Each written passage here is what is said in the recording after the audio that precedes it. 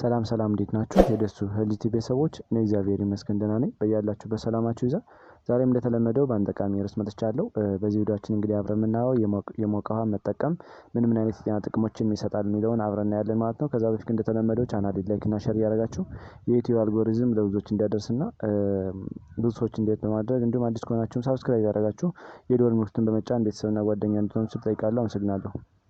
ወደ ዋናው ሀሳብ ስገባ እንግዲህ የሞቀ ውሃ መጠቀም ብዙ ጥናቶች እንደሚያስረዱት እጅግ በጣም የትየለሌ የጤና ጥቅሞችን የሚሰጥ ነው ማለት ነው። በተለይ ደግሞ የሞቀ ውሃ መጠጣት በቀላሉ ምግቦች እንዲሰባበሩና እንዲፈጩ ያደርጋል። በተለይ ደግሞ እነዚህ ፋት ኮንቴንት የሆኑ ምግቦች በደንብ እንዲደቁና ሜታቦላይዝ እንዲሆኑ ያደርጋል ማለት ነው። ሙቅ ውሃ እንግዲህ ለምግብ መፈጨት ዘና ለማለት ጭንቀትን ለማስታገስ እና አንዳንድ ነገሮችን ለመቅረፍ የሚያገለግል ነው ማለት ነው። በተለይ ከ40 እስከ 60 ዲግሪ ሴልሺየስ ቢሆን የተመረጠ ነው ማለት ነው። ወደ ፋራናይትም መቀየር ይቻላል። ስለዚህ መሆን አለበት ማለት ነው። ከዛ በላይ ከሆነ ግን ሰውነታችን ስለሚያቃጥለን በተለይ ደግሞ የጉሮሮአችን ያፋችን እና የሆዳችን ሴሎች ለተለያየ ጉዳት ሊያጋልጥ ስለሚችል ሙቀት ከዛ በላይ ባይሆን ይመረጣል ማለት ነው። የሞቀ ውሃ እንግዲህ በሎሚ መጠጣት በጣም ትልቅ በረከትን የሚሰጥ ነው ማለት ነው። በተለይ ለጡንቻ ለመገጣጠሚያ የቆዳችን ጤና ለማሻሻል እና አንዳንድ ችግሮችን ለመቅረፍ ትልቅ ሚና አለው ማለት ነው። እንግዲህ ቀዝቃዛ ውሃ ስንጠቀም ብዙ ጊዜ ሰውነታችን ይሄን ቀዝቃዛ ውሃ ከሰውነታችን ከሴሎቻችን ጋር ለማዋሃድ በጣም ብዙ ኢነርጂ ይጨርሳልና የሞቅ ያለ ውሃ መጠቀም በተለይ ደግሞ ከ40 እስከ 60 ዲግሪ ሴልሺየስ የሞቀ ውሃ መጠቀም በጣም ተመራጭ ነው ማለት ነው። ለብ ያለ ውሃ እንግዲህ መጠጣት የልብን ጤንነትን ያሻሽላል፣ ኮሌስትሮልን ይቀንሳል፣ አንዳንድ የደም ስር ዝውውርንም ስለሚጨምር ከደም ስር ጋር ያለውን ችግርም ይቀርፍልናል ማለት ነው። በተለይ በባዶ ሆድ መጠጣት እንግዲህ በተለይ ደግሞ በጣም አሪፍ ነው ማለት ነው። ምክንያቱም በባዶ ሆድ ስንጠጣ ጽዳጆችን አጠቃላይ ከሰውነታችን ውስጥ ያሉ መርዛማ ንጥረ ነገሮችን በተለያየ መልክ ሊያስወግድልን ስለሚችል አሪፍ ነው ማለት ነው። እንዲሁም ምግብ ከመብላታችን ከ30 ደቂቃ በፊትም መጠጣት ይመከራል ማለት ነው። ይሄ ምንድነው? ብዙ ጊዜ ከውፍረት ጋር ተያይዞ ያለውን ሂደት ለማስተካከል ታስቦ የሚሆን ነገር ነው ማለት ነው። ብዙ ጊዜ ከ30 ደቂቃ በፊት ሞቅ ያለ ውሃ መጠጣት ብዙ ካሎሪ እንዳንጠቀም ስለሚከለክለን ክብደታችን ማስተካከል እንችላለን፣ እንዲሁም ሸንቃጣ ሰውነት እንዲኖረንም ያደርጋል ማለት ነው።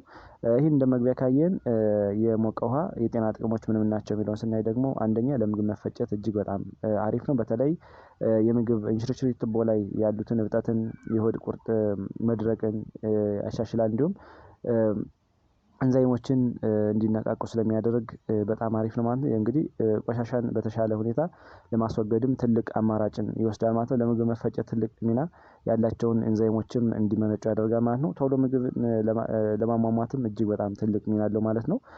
ሰገራን ያለሰልሳል፣ እንዲሁም ኮንስቲፔሽን እና አንዳንድ ችግሮችንም ስለሚቀንስ አጠቃላይ ለምግብ መፈጨት ሂደት ለትርፋማ ነገሮች ዝውውር በጣም አሪፍ ነው ማለት ነው። የምግብ መፍጫ ኤንዛይሞችም በደንብ እንዲነቃቁና ምግብን በደንብ በርን እንዲያደርጉ እንዲሰባብሩና እንዲያደቁ ይሆናል ማለት ነው። ለአንጀት እንቅስቃሴ በጣም አሪፍ ነው ማለት ነው የሞቀ ውሃ መጠቀም። ምክንያቱም ቅድም እንዳልነው በተለይ ደግሞ እነዚህ ትርፍራፊ ነገሮች ካሉ እነሱን በደንብ ፍለሽ አውት ስለሚያደርግ እንዲሁም ኮንስቲፔሽን ስለሚቀንስ የውሃ መጠንን ስለሚያስተካክል አጠቃላይ ለአንጀት እንቅስቃሴ ለጋስትሮ ኢንተስታይናል ሲስተም ያለው በረከት ትልቅ ነው ማለት ነው። ሁለተኛ የነርቭን ስራ ያሻሽላል። በተለይ ደግሞ ነርቮች ብዙ ጊዜ በፔን እንዳይኖር ውጥረት እንዳይኖር በማድረግ ነርቮች ዘና እንዲሉ ያደርጋል ማለት ነው። ነርቮች አክቲቭ እንዲሆኑና ስራቸውን በአግባቡ እንዲሰሩ ያደርጋል ማለት ነው። በተለይ የነርቮችን ችግር ይቀርፋል ማለት ነው። ብዙ ጊዜ የነርቭ ዝውውር አጠቃላይ የማዕከላዊ ነርቭ ስርዓት በደንብ ስራውን በአግባቡ እንዲሰራ ትልቅ ኢኒሼት እንዲያደርግ ያደርጋል ማለት ነው። ሶስተኛ ድርቀትን ያስተካክላል። ብዙ ጊዜ ሰገራን ስለሚያለሰልስ እንደገና ደግሞ የአንጀትን እንቅስቃሴን ስለሚጨምር አንጀት ላይ በቂ ፈሳሽ እንዲኖር ስለሚያደርግ ስር የሰደደ በተለይ ደግሞ ድርቀት ምናምን ካለ እሱን ለማስታገስ ትልቅ ቆንጆ የሆነ ነው ማለት ነው። በተለይ ሞቅ ያለ ውሃን ጠዋት ጠዋት ከመነሳታችን ከተነሳን በኋላ ከሎሚ ጋር ጨምረን ብንጠጣው እንዲሁም ደግሞ ምግብ ከመብላታችን ከ30 ደቂቃ በፊት ብንጠጣ በተለይ ደግሞ የኮንስቲፔሽን ለሚያስቸግራቸው ሰዎች፣ ድርቀት ለሚያስቸግራቸው ሰዎች አጠቃላይ ከምግብ መፍጫ ቱቦ ጋር ያለ ችግር ካላቸው በተለይ ኢሪቴብል ባውል ሲንድሮም፣ አልሰሬቲቭ ኮላይተስ እና ሌሎች የመፍጫ ስርዓት ችግር ያለባቸው ሰዎች ይህንን አዘውትሮ ቢወስዱት ትልቅ ለውጥ የሚያመጡበት የውሃ አይነት ማለት ነው። አራተኛ የሰውነት እርጥበትን ይጠብቃል። በተለይ 2.5 እስከ 3 ሊትር በቀን አንድ ሰው ውሃ ቢጠጣ እንግዲህ እንደየ እድሜያችን በተለይ ደግሞ እንደ ስፖርታዊ እንቅስቃሴ የሚያዘወትሩ ሰዎች ከዚህ በላይም ሊጠጡ ይችላሉ። ነገር ግን አቨሬጂካሊ ሌሎች ኖርማላይዝ ሆኖ አቨሬጂካሊ ከ2.5 እስከ 3 ሊትር በየቀኑ ውሃ መጠጣት የተሻለ የምግብ ልመት ውጤት እንዲኖር ያደርጋል ማለት በተለይ ብዙ ጊዜ ውሃ ቆንጆ ምግብ በልተንም ውሃ ካልጠጣን ምንም አይነት ለውጥ ልናገኝ አንችልም ማለት ነው። ምክንያቱም ውሃ በትልቅ ደረጃ የምግቦችን እንቅስቃሴም በትልቅ ደረጃ ስለሚወስን ማለት ነው። በተለይ ደግሞ ቆንጆ ምግብ ተበልቶ ውሃ ካልተጠጣ ከጥቅሙ ይልቅ ጉዳቱም ስለሚያመዝን ብዙ መዘዞችን ሊያመጣ ይችላል ማለት ነው። በቂ ውሃ መጠጣት እንግዲህ ለሴሎቻችን እና አጠቃላይ ለሜታቦሊዝም ትልቅ ሚና አለው ማለት ነው። በቂ ውሃ መጠጣት ጽዳጆችን ጨምሮ ያልተፈለጉ ትርፋማ ነገሮች ወይም ትርፋፊ ነገሮች በደንብ እንዲወገዱ ያደርጋል ማለት ነው። ብዙ ጊዜ በቂ ውሃ ስንጠጣ እንግዲህ አጠቃላይ በቮላታይል የሆኑ የእነዚህ መርዛማ ንጥረ ነገሮች በሳንባችን ይወገዳሉ። ነን ቮላታይል የሆኑ መርዛማ ንጥረ ነገሮች ደግሞ በሰገራ፣ በሽንት እና በላብ መልክ ይወገዳሉ ማለት ነው። ስለዚህ በቂ ውሃ ማግኘት፣ በቂ ውሃ መጠጣት በየቀኑ የሚሰጠን ጥቅም ምንድነው? መርዛማ ነገሮችን በሰውነታችን ውስጥ እንዲወገዱ ያደርጋል ማለት ነው። አሁን እንዳልነው ቮላታይል የሆኑ ደግሞ እነዚህ የሚተኑ መርዛማ ንጥረ ነገሮች በሳንባ መልክ እንዲወገዱ ያደርጋል። የማይተኑት ደግሞ በሽንት መልክ፣ በሰገራ መልክ እና በላብ መልክ እንዲወገዱ ያደርጋል ማለት ነው። ስለዚህ የሰውነታችን እርጥበት ለመጠበቅም ትልቅ ሚና አለው ማለት ነው። አምስተኛ የደም ዝውውርን ያሻሽላል። በተለይ ቅድም እንዳለው የሞቀ ውሃ መጠጣት በተለይ ደግሞ ከደም ስር ጋር ያለውን ውህደት በማስተካከል ለአንዳንድ ችግሮች እንዳንጋለጥ ያደርጋል። ብዙ ጊዜ ደም ስር ላይ ፕላክ እንዳይፈጠር፣ የኮሌስትሮል መብዛት ካለ እሱን በመቀነስ አጠቃላይ ደም ስሮችንም ስለሚያሰፋና ዘና ስለሚያደርግ የደም ዝውውር እንዲሁ ወደ ተለያዩ ሰውነት ክፍሎቻችን እንዲንቀሳቀስ ያደርጋል ማለት ነው።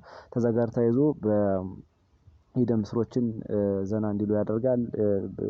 ስለዚህ ግፊት ካለ የልብ ህመም ግፊት እንዳይከሰት እና አንዳንድ ችግሮች እንዳይከሰቱ ያደርጋል። በአጠቃላይ ካርዲዮቫስኩላር ኢንቴግሪቲን ኢምፕሩቭ ያደርጋል ማለት ነው። ስለዚህ ውሃን መውሰድ ትልቅ በረከት አለ ማለት ነው። የደም ስርን ያሰፋል። በተለይ ደግሞ ደም ስሮች ዘና እንዲሉና ሪላክስ እንዲሆኑ ስለሚያደርግ ቆንጆ የሆነ የደም ዝውውርን እንድናገኝ ያደርጋል ማለት ነው።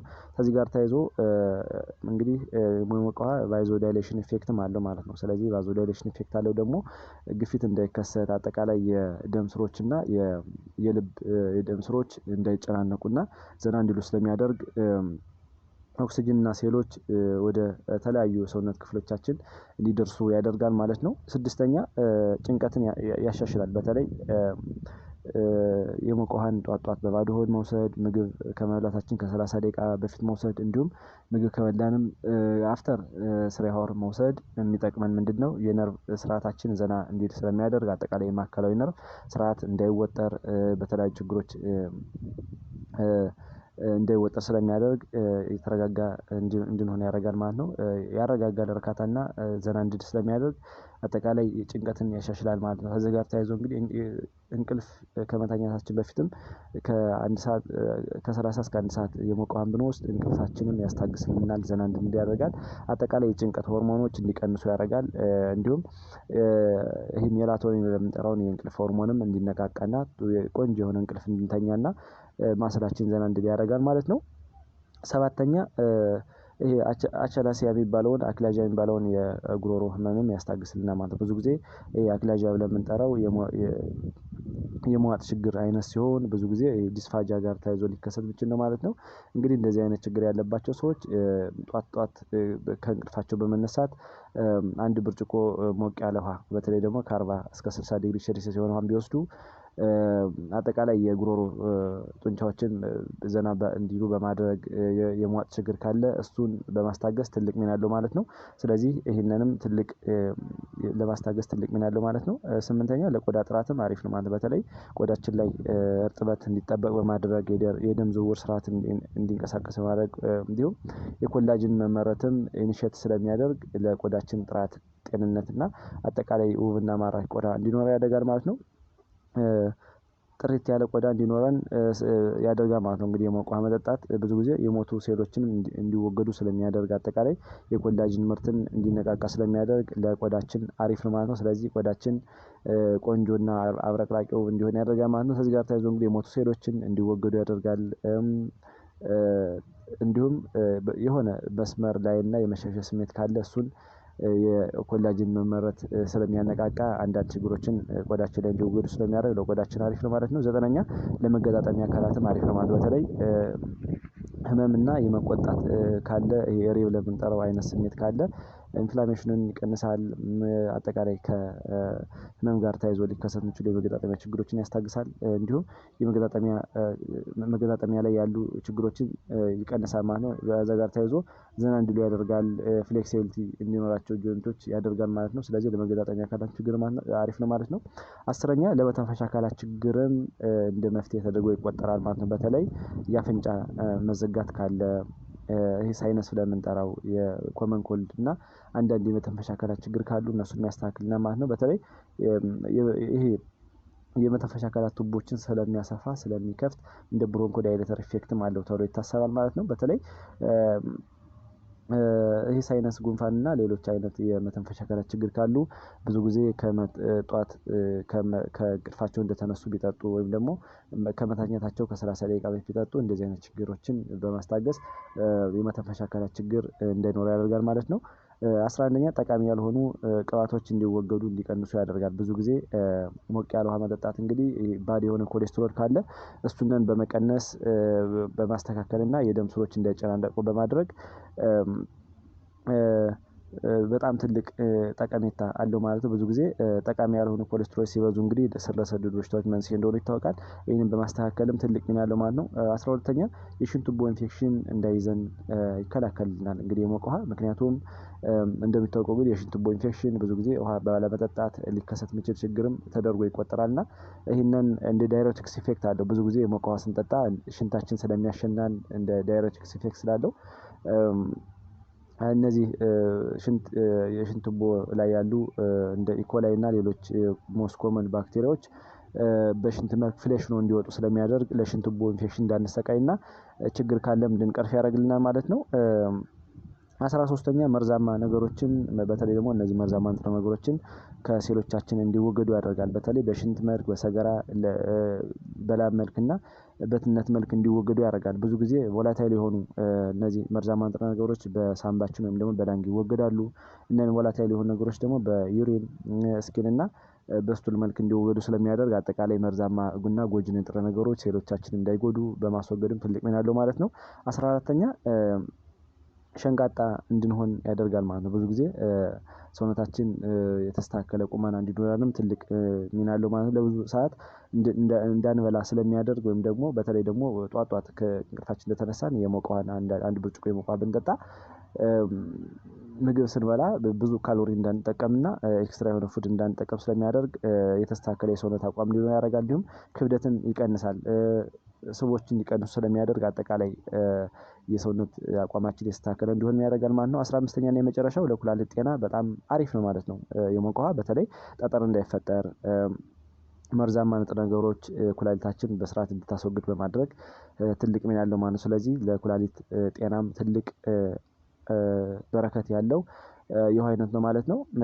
ከዚህ ጋር ተያይዞ እንግዲህ የሞቀ ውሃን በተለይ ደግሞ በጣም የሞቀ ውሃን መጠጣት ሊያደርስ የሚችለው የጤና ጉዳትን ስናይ በተለይ ከ60 ዲግሪ ሴልሺየስ በላይ ከሆነ የሞቀ ውሃን መጠጣት አያስፈልግም ማለት ነው። ምክንያቱም ብዙ ጊዜ እነዚህ የአፍ የጉሮሮና የሆድን ሴሎች በመጉዳት ለኢንፍላሜሽን ለተለያዩ ችግሮች ሊያጋልጠን ስለሚችል በጣም የሞቀ ውሃ መጠጣት ጥንቃቄ ማድረግ አለብን ማለት ነው። መውሰድ የለብንም። ምክንያቱም አሁን እንዳልነው የጉሮሮ ሴሎች የአፋችን ያሉ ቴስት በዲዎች ሆድ ላይ ያሉ አንዳንድ ሴሎች ለጉዳት ስለምንዳርጋቸው የተለያየ ችግር ሊያጋጥመን ይችላል ማለት ነው። ስለዚህ ጥንቃቄ ማድረግ አለብን ማለት ነው። እንግዲህ የሞቀ ውሃ መጠጣት በጣም አሪፍ ነው ማለት ነው።